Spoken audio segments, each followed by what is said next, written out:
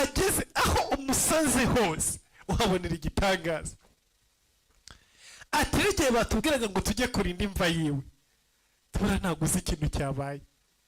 Bari batumaze ubukene bwose, ntabwo warinda imva ya Yesu nurangiza ngo utahe uko wayigiyeho, ntibishoboka. Wayirayeho,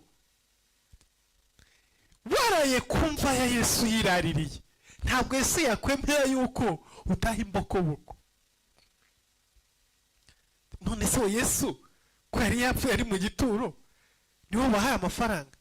Atereka tukubwire, yayaduhaye. Yabahaye gute se kandi apfuye? Tereka da, burya yaje kuzuka. Yazutse, ubu ngubu ni muzima. Niyo mpamvu dutangira ibintu bingana uku nguku,